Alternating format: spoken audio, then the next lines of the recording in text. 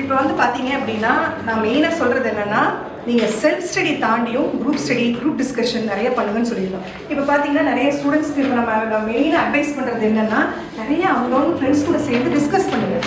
ஏன்னா அப்போ தான் வந்து நீங்கள் என்ன தப்பு பண்ணுறீங்க அது மாதிரி கொஞ்சம் இன்ட்ரெஸ்ட்டும் கிடைக்கும். அதே எக்ஸாமுக்கு வந்து ஒரு 2 மாதத்துக்கு முன்னாடியெல்லாம் நீங்கள் குரூப் ஸ்டடி பண்ணுறது வந்து அவாய்ட் பண்ணிக்கலாம்.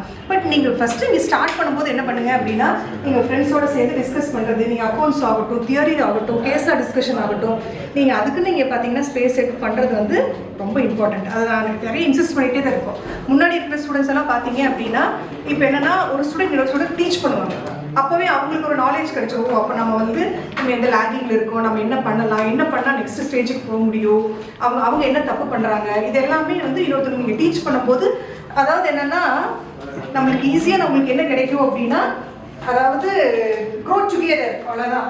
ஈஸியாக என்ன பண்ணலான்னா நீங்களும் க்ரோ ஆவீங்க, அதே மாதிரி உங்களோட ஃப்ரெண்ட்ஸோட டவுட்டு கிளாரிஃபை பண்ணும்போது அவங்களுக்கு கொஞ்சம் யூஸ்ஃபுல்லாக இருக்கும். மெயினாக அதுதான் நான் ஸ்டடியில் எல்லாமே நம்ம ஹாஸ்டல்லேயும் நான் சொல்கிறது என்னென்னா குரூப் ஸ்டடி பண்ணுங்கள், டிஸ்கஸ் பண்ணி படிங்க. இதுக்கு நான் நிறைய இம்பார்ட்டன்ஸ் கொடுப்பேன். மொபைல் தூக்கி அந்த பக்கம் வச்சுட்டு ஃப்ரெண்ட்ஸை பக்கத்தில் வச்சிங்கனாலே பாஸ் ஆகிடலாம்.